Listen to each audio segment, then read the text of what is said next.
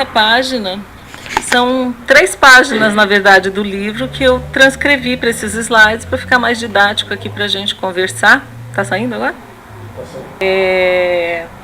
Então, mas vale a pena, sabe, dar uma lida nas obras desse autor. Ele tem um livro que se chama Saúde Espiritual e tem um outro que se chama Cura Espiritual da Depressão. Então ele faz uma abordagem assim, médica e terapêutica, e num linguajar fácil da gente entender. Então, o Dr. Alírio começa falando que essa palestra, né, Concilia-te, a parábola da conciliação com os adversários, que ela não é considerada, na verdade, uma parábola, assim, para os evangelhos, que a gente conhece as parábolas básicas, né, assim, a do samaritano, a dos talentos e tantas outras, mas assim, o Haroldo Dutra Dias mesmo fala, né, ele tem um livro também chamado Parábolas, Texto e Contexto, e ele fala que tudo no evangelho é parábola, porque parábola é uma forma de você contar alguma coisa que você quer que seja entendida de uma maneira como se fosse uma história, né? Então, vem do Evangelho de Mateus: concilia-te depressa com o teu adversário enquanto estás no caminho com ele, para que não aconteça que o adversário te entregue ao juiz e o juiz te entregue ao oficial e te encerrem na prisão. Em verdade te digo que de maneira nenhuma sairás dali enquanto não pagares o último ceitil. Então a gente vai trabalhar um pouquinho em cima de Mateus, né? E daí o Dr. Alírio começa falando que nós temos 2 interpretações a fazer desses dizeres. Uma interpretação mais superficial e uma interpretação mais profunda. Porque quando a gente lê, concilia-te depressa com o teu adversário, quem que a gente acha que é o adversário? O adversário geralmente é aquela inimizade, né? Aquele sujeito que, se a gente puder, ele entra por uma porta e a gente sai pela outra, a gente faz, né? A maioria de nós tem as suas desavenças. Então, esses adversários, sendo os inimigos externos, que fizeram alguma coisa para nós ou fizemos para eles, criando uma inimizade. Mas há também uma interpretação profunda, que os adversários, eles, na verdade, que a parábola mais quer nos chamar a atenção, numa visão transpessoal, são os nossos adversários internos, que são o quê? Os pensamentos, os sentimentos e os comportamentos negativos que mantemos. E daí, pasme, eu procurei parábolas terapêuticas, um autor novo, e daí ele caiu em Joana de Ângeles. Então o Dr. Alírio pega e vem buscar do livro de Joana de Ângeles, Triunfo Pessoal, que é uma obra da série psicológica de Joana. Então Joana faz uma abordagem em uma página a respeito dessa parábola. E ela nos chama a atenção para quem são os nossos inimigos, na verdade. Quem são os nossos adversários internos? Pensamentos, sentimentos e comportamentos negativos que nós mantemos. Joana aborda a respeito de Jesus. Ela sempre começa falando, né, que Jesus, né, na condição do psicoterapeuta por excelência, analisando os conflitos que atormentam o ser humano, exarou com sabedoria, conforme as anotações de Mateus, no capítulo 5 do seu Evangelho, no versículo 25. E são 2 versículos que a gente vai trabalhar. O primeiro é o versículo 25 e depois o 26. Concilia-te depressa com o teu adversário, enquanto está no caminho com ele, para que não aconteça que o adversário te entregue ao guarda e sejas lançado na prisão. Inevitavelmente, percebe-se, isso é Joana falando no livro Triunfo Pessoal, tá? Ele faz um adendo nesse livro dele, sobre o livro de Joana. que inevitavelmente percebe-se que o adversário interno são as paixões dissolventes que aturdem o ser e que, em desalinho, encarceram a consciência nos conflitos, gerando os tormentos a que se entregam todos aqueles que se deixam vencer pela culpa. Joana fala muito em culpa, transformada em fobia, ou em angústia, ou em ansiedade, ou insegurança, ou em transtorno neurótico de outro porte qualquer. Então, assim, né, esses sentimentos, esses tormentos que vão tomando conta, e ela fala, né, num passo a passo, que é assim, que é o pensamento, que é o sentimento, e daí a atitude que a gente faz, porque tudo começa aqui na mente, né? E Joana fala muito isso, né, que a mente ela é um corcel rebelde, que precisa ser domada. Porque senão, se a gente... E ela fala muito para a gente tomar cuidado com a hora vazia da gente, porque é na hora vazia que os pensamentos criam forma, né? E às vezes algo que é pequeno começa a se agigantar dentro da gente.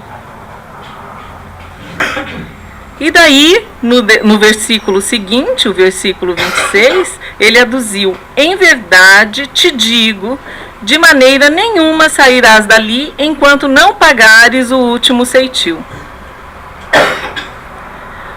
A oportuna referência tem um caráter terapêutico, lecionando que se faz necessária para obter a paz íntima a reconciliação com o adversário. E quem é esse adversário para a gente se reconciliar?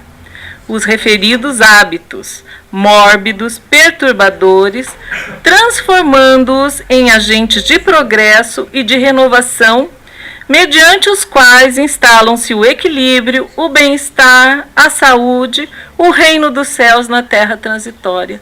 Bem fácil, né?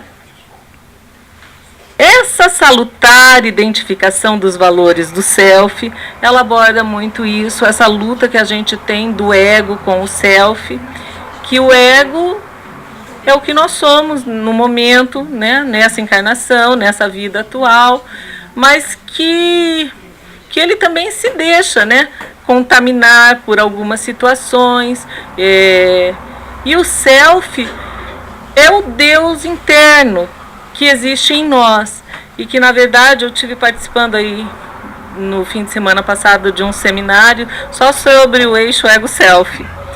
Então, Jung fala que na verdade o nosso ego, ele é um excelente servidor, ele é um gerente, mas ele jamais vai ser o senhor e o proprietário. O proprietário e o senhor é o self, que é o Deus que está dentro de nós.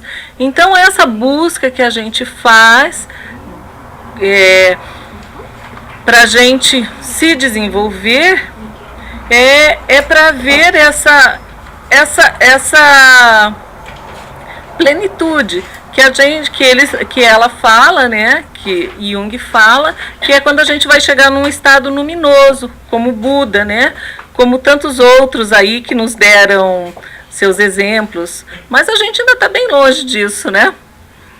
Então, a perfeita integração no self constitui uma das bem-aventuranças, aquela que faculta ao homem a felicidade terrena, prelúdio da vida espiritual futura a que está destinado. Então, o Dr. Alírio trouxe essa parte que Joana fala no livro Triunfo Pessoal. E aqui começa a abordagem dele em torno desta parábola terapêutica. Então, analisando a proposta da benfeitora espiritual, percebemos a sua profundidade e por isso temos trabalhado dentro dessa visão, porque partimos do pressuposto que, até para que haja conciliação com os adversários externos, primeiro é necessária a conciliação com os adversários internos. Então, essa mudança tem que ser de dentro para fora, né? Não adianta a gente tentar conciliar de aparência, né, se a gente não está preparado para essa conciliação. E assim, justamente a gente não está preparado porque nós estamos lidando com os nossos adversários internos. Só vamos verdadeiramente perdoar alguém que nos feriu se nos conciliarmos primeiro, olha com quem? Com o nosso orgulho ferido, gerador da mágoa e do ressentimento. Se não houver essa conciliação interna, a conciliação com o adversário externo é de faz de conta. A pessoa diz que perdoa com os lábios, mas não quer que o outro esteja bem, né? Daí a gente ouve, né, o Raul Teixeira fala assim: eu perdoo, mas Deus está vendo tudo, né? Ainda joga para Deus a responsabilidade, né, das nossas querelas aí, das nossas situações mal resolvidas, né? Então, assim, para a gente entrar nesse caminho, primeiro o caminho é dentro de nós. O orgulho ferido faz com que ele projete no outro as suas dificuldades, porque daí nessas questões, né, terapêuticas se vê que a gente enxerga muito no outro daquilo que está dentro de nós, né? Pode observar, é um exercício que a gente faz, né? Aquela pessoa que mais me incomoda, que mais me irrita, fica de olho. É espelho, né? É espelho. Então, sabe, quando alguma coisa que está no outro me perturba demais, vamos parar para pensar, né? E como isso é, né? Quando a gente enxerga, às vezes alguma coisa, você fala, puxa vida, até que essa pessoa é bacana, né?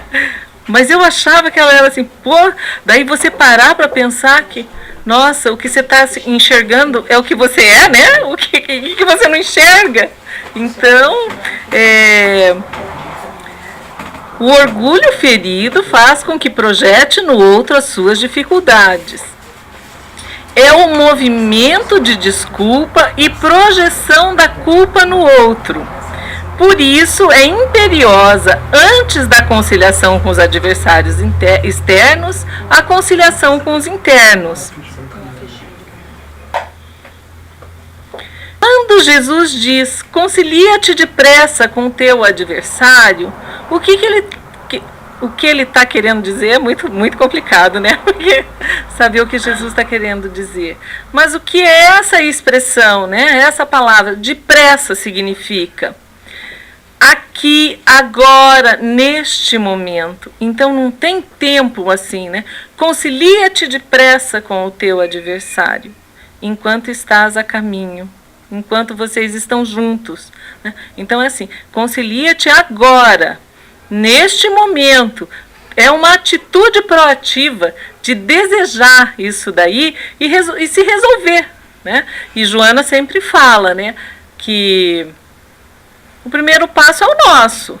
Agora, se o outro não aceitar as minhas desculpas, se o outro achar que eu que sou prepotente, orgulhoso, paciência, daí já é o problema do outro, não é mais o problema meu. Eu fiz a minha parte, né? Eu já comentei aqui algumas vezes, eu gosto muito dessa passagem. Diz que Chico Xavier estava muito aborrecido. Um dia lá no trabalho, estava sentindo falta de um trabalhador da casa. E Emmanuel, né, o espírito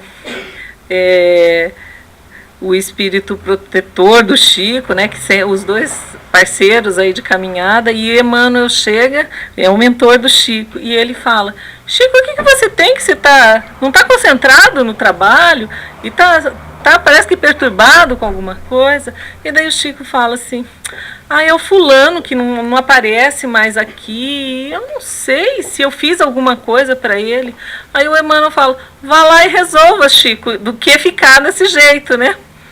Aí o Chico Xavier diz que pegou naquela humildade dele, foi lá, bateu na porta, daí a pessoa abriu a porta, né, toda orgulhosa, e você, Chico, nem convidou o Chico para entrar, né?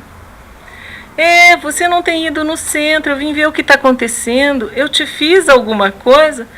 Diz que a pessoa olhou para o Chico e falou, Chico, não é possível. Ou você é muito humilde, ou você é muito cara de pau. Aí diz que o Chico pegou e pôs o bonezinho e falou assim: eu sou muito cara de pau. Ele pediu desculpa e foi embora. Mas assim, aquilo acerenou o Chico, ele voltou a trabalhar. O problema foi do outro, porque ele teve o ato dele, né, de humildade, de ir lá, de se desculpar. Se eu fiz alguma coisa, eu te peço desculpas, eu te peço perdão. Porque o perdão liberta. Né? Liberta as nossas amarras. É assim, a decisão de perdoar. Daí o outro é o outro. Se ele resolver, tudo bem, caminhamos juntos. Se ele não quis, mas assim, corta esse vínculo, porque o ódio também vincula, e muito, né? O Raul Teixeira fala numa palestra dele sobre os buracos emocionais, que assim, que a energia do ódio, né, que um despeja em cima do outro, eu absorvo uma parte da Kátia e ela absorve uma parte minha. E eu caminho, eu não consigo esquecê-la porque uma parte dela está em mim. E uma parte minha está nela. Enquanto não há o perdão, a gente não consegue desatar, tapar esse buraco emocional. Então é por isso que a gente não consegue esquecer o outro, né? Pela energia, por esse campo energético que se criou. Então, enquanto estás no caminho com ele, então depressa, agora, neste momento, enquanto estás no caminho com ele, significa enquanto o adversário está se manifestando. A negatividade se manifestou, né? Temos a opção de conciliar, tratá-la como amiga e não como adversária. Se a gente se toca da situação, né, percebe, ela está ali se manifestando, e a gente acolhe, em vez de negar a situação, e tentar tratá-la como amiga e não como adversária, né, a gente está enxergando aquela situação. Por que essa emoção está falando assim em mim? E conversar com a emoção minha, né? Com o meu pensamento, com o meu sentimento. E não tratarmos os nossos pensamentos, sentimentos e comportamentos negativos e ver que é uma escala. Pensamento gera um sentimento que gera um comportamento negativo. Como adversários, a conciliação é automática. Se a gente não trata, então, os pensamentos, os sentimentos e comportamentos negativos como adversários, a conciliação acontece automaticamente. Porque o indivíduo, olha o que o Dr. Alírio fala, se vê como um aprendiz da vida. E quem que é o aprendiz? O aprendiz é o que está lá, né, sentado no banco da escola, fazendo a lição, ele está aprendendo. E como ele está aprendendo, e na vida todos nós estamos aprendendo, nós temos a possibilidade de errar. E o erro faz parte do aprendizado, né? Não que a gente precise errar para aprender, mas o erro está no caminho, faz parte. Por quê? Porque eu sou um aprendiz, eu não sou o mestre, eu não sou o senhor da situação, eu estou aprendendo. No qual os pensamentos, sentimentos e comportamentos negativos fazem parte dele, o qual está em um processo de aperfeiçoamento. Com isso, ele não entra em um conflito desnecessário e não vai para a prisão, né? A prisão. Concilia-te depressa com o seu adversário, né? Para que ele não te entregue o juiz, né? E o outro te entregue e você acaba indo para a prisão. Então, porém, se algum momento reprimimos ou negamos, duas atitudes que a gente toma, né? Ou a gente reprime, não é comigo, não quero saber, esqueça, né? Da boca para fora eu falo isso. Ou então eu nego totalmente, né? Não é problema meu. Ou negamos a negatividade, transformando-a em inimiga. Esse adversário vai nos entregar ao juiz e o juiz nos entregará ao oficial para nos colocar na prisão. Mas que prisão é essa, né? Que a parábola fala? A prisão é o símbolo dos conflitos desnecessários, que é a culpa e a desculpa. tá? Nós podemos caminhar para um desses lados, ou para os dois, ou ora ficamos em um, ora ficamos em outro. O que a culpa faz com a gente? Né? A culpa é um algoz violento.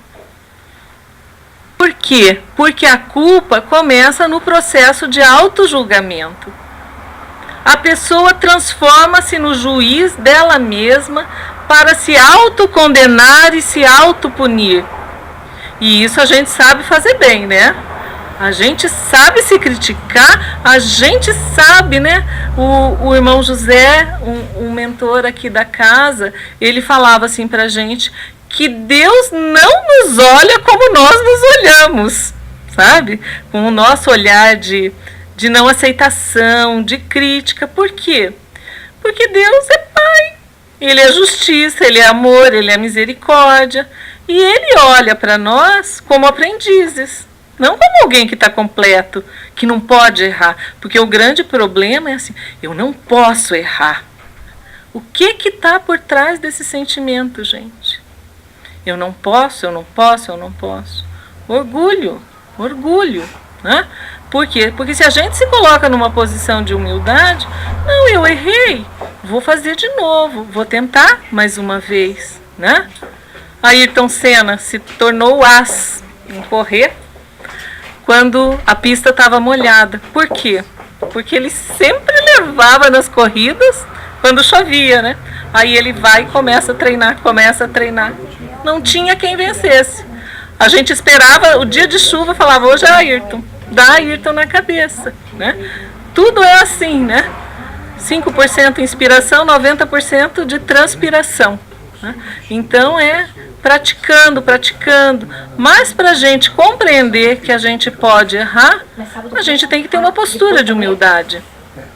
A autopunição é um mecanismo de prisão sem grades. Olha só.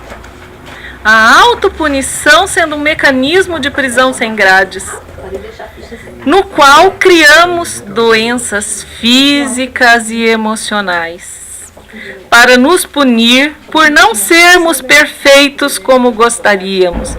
A gente se boicota. Joana chama muito atenção para cima disso, assim, dos nossos pensamentos, dos nossos sentimentos. Por quê? Porque tudo que a gente pensa, que a gente sente, a gente somatiza. Nós temos um sistema nervoso central que dá conta do nosso corpo, que assim, através do nosso pensamento, ele direciona. Então, assim, se a gente está muito angustiado, muito nervoso, muito irado, a gente libera uma quantidade imensa de adrenalina na nossa corrente sanguínea. A adrenalina na nossa corrente sanguínea faz o nosso coração bater mais forte, né? Faz a gente ficar com dor de estômago. Então, assim, a gente começa, então, é isso que ele está falando, ó, que a autopunição é um mecanismo de prisão sem grades no qual criamos doenças físicas e doenças emocionais. Então, muitas das doenças não são karma, né? Muitas das doenças não acontecem por acaso. Geralmente a gente vai lesionando primeiro o nosso perispírito até chegar aqui no corpinho, como dizia Francisco de Assis, o meu jumentinho, né? Que é um instrumento maravilhoso que nós recebemos de Deus para a gente dar o nosso melhor nessa vida, e a gente se contamina por um monte de energias que não tinha necessidade de ocorrer. Então, por isso que são essas emoções perturbadoras, né? Pensamento, sentimento e comportamento.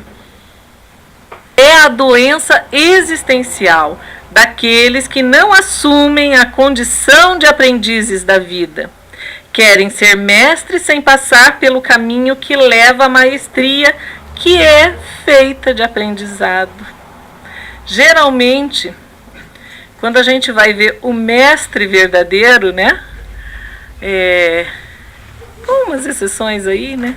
Mas geralmente aquela pessoa que ela é o mestre de verdade, ela não precisa mostrar seus títulos, não precisa mostrar nada, né? Ela é.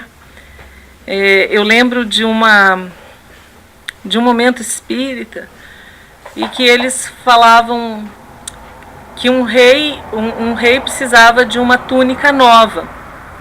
E daí o alfaiate chegou e ele perguntou: quanto tempo de reinado o senhor tem? Ele: eu só quero a minha túnica. Te interessa quanto tempo eu tenho? Ele: interfere no meu trabalho. Daí, como? Geralmente, quando a pessoa é nova e está começando o seu reinado, ela tem sonhos, ela tem o orgulho. Então, geralmente, eu preciso fazer a frente maior do que as costas.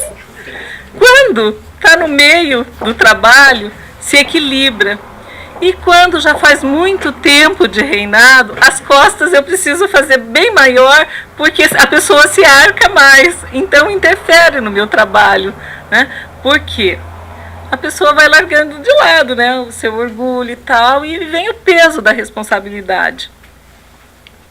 Então a gente falou da culpa, que tem a ver com autopunição, né, com autojulgamento, mas tem também a desculpa.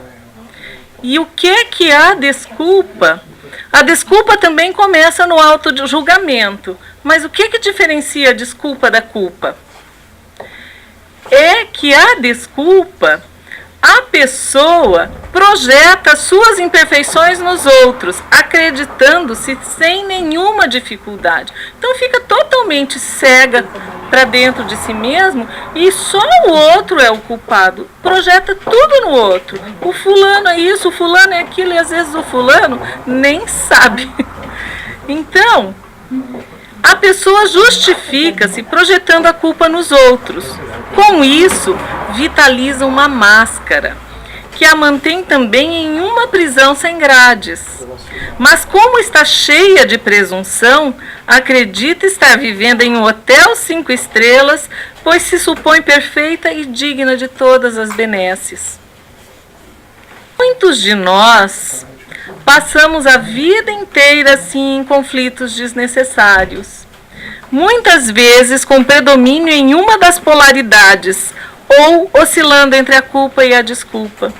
Então, é triste, né? A gente não olhar para dentro da gente mesmo, a gente perceber esses adversários internos e ficar à mercê da culpa e da desculpa. Ora, se punindo demais, né? E os mentores espirituais, Deus, Jesus, não nos olhariam da maneira como a gente está se punindo por essa culpa, ou então ficando totalmente cego e só o outro que é o culpado, projetando no outro tudo que é meu, que me diz respeito. E ainda a gente ainda poder passar numa existência entre essas duas polaridades, ou estou em uma ou estou em outra, né? Cedo ou tarde, todo indivíduo que entrou pelos caminhos dos conflitos desnecessários vai perceber que está em uma prisão sem grades, por não ter se conciliado com as suas negatividades. Mas, quando se percebe em conflito e quer sair deles, o que a gente faz então, se a gente se percebe nesse conflito? O que fazer? Fazer o caminho de volta à casa paterna. O Alírio fala isso, né? Baseado na parábola do filho pródigo. O que o filho pródigo faz quando ele cai em si, né? Quando ele percebe que aquele caminho que ele estava fazendo estava totalmente equivocado. Ele se lembra do pai e ele volta para a casa do pai. Como fazer o caminho de volta se ela está em uma prisão? Pagando a fiança. E o que é a fiança? O último ceitil, o versículo 26, né? Que Jesus fala que vai para a prisão, né? Até pagar o último ceitil. E o que era o ceitil? O ceitil era a menor moeda da época, era o nosso 1 centavo. Tá? Então, assim, pagando 1 centavo, saía da prisão. Tá? É um preço bem barato para sair da prisão, não é? Por que Jesus usa este símbolo?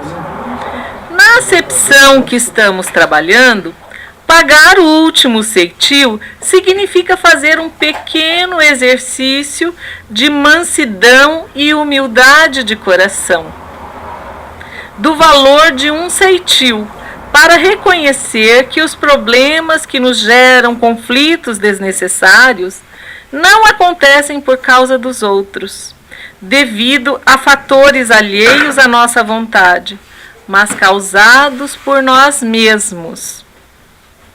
Os problemas são de nossa responsabilidade, a solução desse problema também é nossa. Então aí já melhora, né? Porque depende de nós, não depende de um terceiro. Quando reconhecemos humildemente que estamos na prisão devido à nossa própria incúria e não por fatores externos, pagamos esse ceitil e saímos da prisão. É de humildade e mansidão do valor de um ceitil que precisamos para sair da prisão. Porque se necessitássemos de uma grande humildade para sair, não conseguiríamos pagar a fiança e ficaríamos pela eternidade na prisão. Por quê? Porque todos nós ainda estamos saindo da fase de simples e ignorantes, né?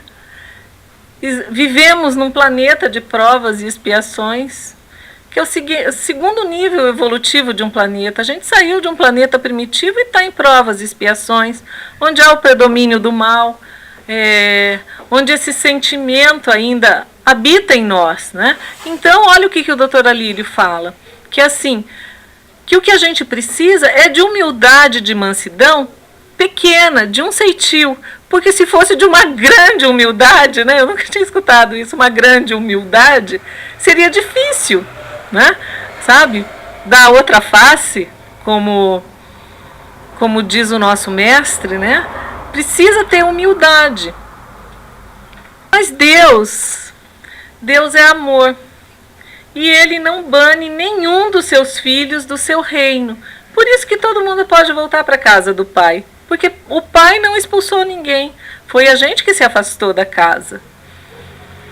O que Ele pede de nós é um mínimo de humildade e mansidão, para assumirmos a condição de aprendizes, espíritos ainda imperfeitos, mas perfectíveis. Porque qual que é o nosso objetivo nesse mundo?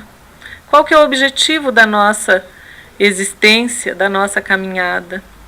É a evolução, é rumar para a perfeição. Então, o nosso grande problema, né, Hermance Dufour fala isso num dos seus livros, Reforma Íntima Sem Martírio, que o grande problema nosso é que quando a gente consegue atingir a consciência, o despertar, né, da consciência, puxa, quanto equívoco, agora eu quero me corrigir. A gente tem que trilhar o caminho do aprendiz. E o que a gente quer? A gente quer ser anjo, né? Então, a gente cria uma máscara, uma falsa ideia onde a gente se ilude. E é aí que a gente entra na questão da desculpa, porque a gente não se enxerga. A gente enxerga só no outro, a gente fica totalmente velado. Mas entender que nós não somos perfeitos, mas perfectíveis. O perfectível é toda aquela pessoa que está buscando a perfeição dentro dos seus acertos e erros. Cometi um equívoco. Poxa, não fiz desse jeito, mas há outra maneira que eu posso experimentar e fazer. Então, assim, o Dr. Haroldo Dutra Dias, numa palestra, ele fala que remorso é uma situação muito rápida, é uma decisão, sabe? Assim, eu me equivoquei, puxa vida, então eu vou fazer diferente. Então, assim, não perca tempo, né? Vamos lá, logo a gente vai falar de um personagem bem legal do Evangelho, que é Paulo de Tarso, né? Hoje o Murilo não está aqui, eu posso me apropriar dele. Mas, veja só, que é uma pessoa que foi mais perseguidora dos cristãos do que Paulo, né? O que ele faz? Ele provocou uma devassa no cristianismo, né? Nos primeiros cristãos e tal, porque ele tinha para ele uma verdade e uma grande ponta de orgulho. E ele vai para Damasco para pegar Ananias, né? E no caminho de Damasco, aquela luz tão forte que ofusca e ele fica cego. E ele se curva e ele ouve, né? Saulo, Saulo, por que me persegues? Na mesma hora, o que ele faz? Ele levanta: Senhor, o que queres que eu faça? Né? Ele não ficou se torturando, se autopunindo ali, porque nossa, que massacre que ele fez com os cristãos, que não sei o quê. Não, na mesma hora que ele foi, ele teve a atitude. O que eu tenho que fazer então? Né? É claro que depois ele vai e fica 3 anos no deserto, tecendo, pensando, meditando, né? E volta decidido. Aconselho, é claro, do seu grande mestre Gamaliel, que o aconselha, porque ele já queria voltar e resolver tudo de outra maneira.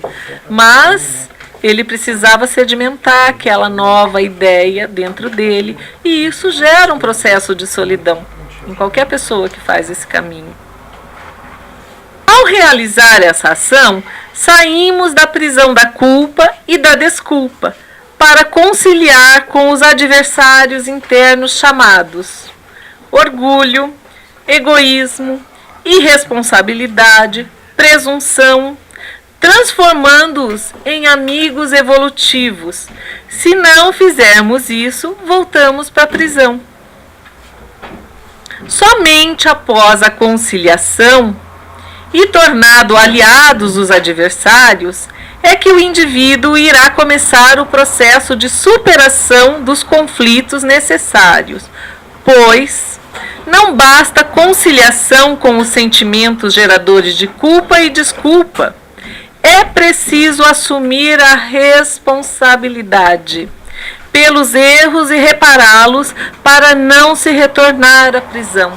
Joana de Ângeles sempre fala: nós não somos culpados, nós somos responsáveis. A gente sai da situação de autopunição, de autojulgamento e puxa a responsabilidade. Uma pessoa responsável é diferente de uma pessoa culpada, né? O responsável, ele vai e pontua, e ele começa a reparar a situação. É fundamental que aprendamos a usar o poder transformador do amor. O amor é esse poder que temos em nossos corações. Fomos criados com esse poder que está ainda latente, mas que podemos despertar a qualquer momento, ao desejarmos exercitar esse poder amoroso, que representa para nós o desenvolvimento da saúde existencial. Essa energia amorosa e poderosa está à nossa disposição o tempo todo. E para utilizá-la, basta que escolhamos sempre a postura do aprendiz, transformando os seus conflitos em aprendizados de amor. Então é com amor que a gente acolhe. O amor é a energia que transporta montanhas, né? Porque o amor chega onde a força bruta não chega, né? Quando o amor entra, ele pede passagem. E é o único sentimento capaz de nos transformar. E assim, ao exercitarmos esse poder amoroso, reabilitamo-nos pelo amor e pelo trabalho no bem a nós mesmos, que nos repletará de alegria e felicidade, para podermos distribuir em torno de nós o amor, o bem, o bom e o belo, multiplicando as bênçãos de alegria e felicidade com o nosso próximo. E por que eu falei que a gente ia conversar um pouquinho sobre Paulo? Existe a série Romances de Emmanuel, né, psicografias de Chico Xavier. E esse romance aqui, Paulo e Estevão, quem não leu, não perca, né? A história está toda aqui. Mas é assim, esse livro foi uma psicografia de Chico Xavier. Mas assim, Emmanuel ditou para Chico e quem ditou para Emmanuel foi Paulo. Porque foi uma psicografia assim, a 6 mãos, né? Paulo intuiu Emmanuel, né? Emmanuel psicografou de Paulo e Chico psicografou de Emmanuel. Então, por quê? Porque as vibrações energéticas, onde Paulo está, né, é uma esfera diferente, é um mundo já feliz, mas ele deu toda a sua cota há 2000 anos. Então, assim, Paulo tinha uma contenda muito grande com Tiago. Aqui conta a história do cristianismo primitivo, tá? O que aconteceu, o núcleo lá, a Casa do Caminho, que Simão Pedro, João, Tiago criaram, né? Uma casa bem simples na periferia, com todas as suas necessidades, para abrigar todas aquelas pessoas que vinham em busca de alento. E conta toda a história de Paulo, conta de Maria, de João, e conta dessa história, porque o que acontece? Depois que Paulo volta de Damasco, ele vai procurar Simão Pedro. E aí o que acontece? Estevão foi o primeiro cristão que morreu, né? Que morreu apedrejado no Sinédrio a mando de Paulo, enquanto ele era Saulo. E assim, ele pregava assim, e Saulo, ele queria entender o que era aquele brilho nos olhos de Estevão, o que era aquela fé, o que era aquele Cristo que fazia com que as pessoas dessem a vida por ele, que nenhuma tortura, eles, né, eram presos, acontecia de tudo, mas eles não largavam da fé, não abjuravam. E aí o que acontece? Quando ele volta, que ele lê, porque Gamaliel dá os pergaminhos do Evangelho para ele ler, aí ele quer conversar com Pedro. Mas eles têm medo, porque ele já tinha destruído tanto. O que será que esse cara que perseguiu tantos cristãos está querendo aqui? E Tiago era o mais que ficava em dúvida a respeito dele.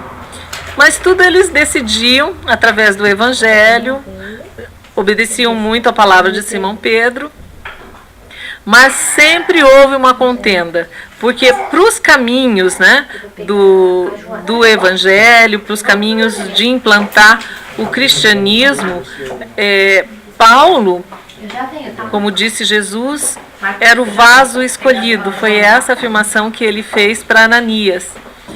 E ele falava: cuida dele, porque ele é o vaso escolhido. E ele realmente foi o vaso escolhido, porque foi ele que pregou para todos os gentios, para todos que não faziam parte daquela comunidade. E através dele que imortalizou o cristianismo no nosso mundo, né? Que a palavra foi divulgada. E ele era um doutor da lei, ele conhecia as escrituras. Então o que acontece? Ele e Tiago pensava de um jeito e ele pensava de outro. Tiago achava que todas as pessoas que se convertessem ao cristianismo precisavam fazer a circuncisão, porque era um hábito deles, e daí os gentios não queriam, porque não fazia parte da cultura e da civilização. E Paulo achava que não, que nada a ver fazer isso. Eles poderiam muito bem entender o Evangelho e pronto, e levar para sua comunidade, né? Então os dois tiveram muitas discórdias e cada um seguiu o seu rumo. Aí Paulo apaziguava as igrejas, ele tinha oratória, né? E o que aconteceu? Um dia Paulo resolve, né? Ele conversa com Lucas, e o sonho de Paulo era ir para Roma. visitar Roma e pregar em Roma. E ele já estava quase conseguindo o seu intento. Quando realmente, efetivamente se concretiza essa possibilidade dele ir para Roma, e ele já está quase pegando o barco, chega um emissário de Tiago com uma carta para Paulo. E aí ele lê aquela carta e ele não acredita no que Tiago está fazendo de propostas para ele, né? Porque Tiago, eu vou ler o que ele fala, né? Tiago manda um emissário porque em Jerusalém a situação está sem controle e ele precisa da ajuda de Paulo. E ele fala assim, olha, o convertido de Damasco, a mensagem estava crivada de exclamações amargas e de apelos veementes. Paulo de Tarso terminou a leitura e lembrou o passado. Com que direito lhe fazia o apóstolo Galileu semelhante pedido? Tiago sempre se colocara em posição antagônica, em que pesasse sua índole impetuosa, franca, inquebrantável, não podia odiá-lo. Entretanto, não se sentia perfeitamente afim com Tiago, a ponto de se tornar seu companheiro adequado em lance tão difícil. Procurou um recanto solitário da igreja, sentou e meditou. Experimentando certas relutâncias íntimas em renunciar à partida para Roma, não obstante o projeto formulado em Éfeso, nas vésperas da Revolução dos Ourives, de só visitar a capital do Império depois de nova excursão a Jerusalém, procurou consultar o Evangelho por desfazer tão grande perplexidade. Desenrolou os pergaminhos e, abrindo-os ao acaso, leu a advertência das anotações de Levi. Concilia-te depressa com o teu adversário. Então, quando Tiago convida Paulo para um retorno em Jerusalém, para ajudar na igreja, logo aquele que mais contenda teve com Paulo é o que faz Paulo ter que abrir mão da sua vontade e de um sonho quase realizado de ir para Roma para pregar, porque era uma aspiração dele, né? E aí chega aquela carta, e daí ele vai consultar o Evangelho, concilia-te com teu adversário.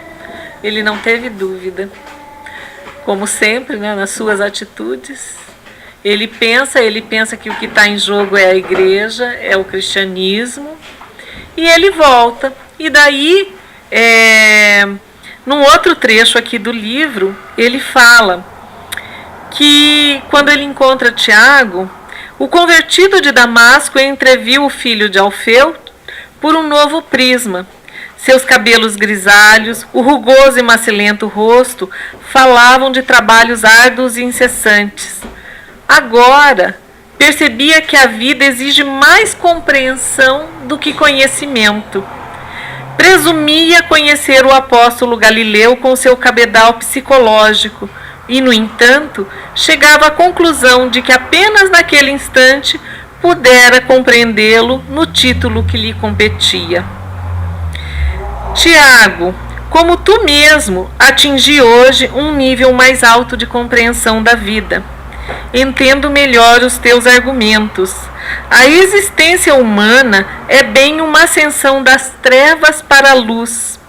A juventude, a presunção de autoridade, a centralização da nossa esfera pessoal acarretam muitas ilusões, laivando de sombras as coisas mais santas. Assiste-me o dever de curvar-me às exigências do judaísmo, consequentes de uma perseguição por mim próprio iniciada em outros tempos. Então ali há a conciliação desses dois pontos de vista diversos, né? Então é uma história assim lindíssima para a gente ler, reler, porque ela é cheia de aprendizado, né? Dizendo que a vida é muito mais do que conhecimento, ela tem que ser compreensão. Então, que a gente possa voltar para as nossas casas, meditando um pouco nos nossos adversários internos, não só os externos, mas para que a gente consiga fazer essa conciliação com os nossos adversários externos, nós precisamos tirar essa viseira, né? E conseguir olhar para dentro de nós para conseguir enxergar esses adversários. E Paulo fala tão bem ali das sombras, né? Porque a gente tem muito da nossa sombra, e é essa sombra que a gente acaba projetando no outro.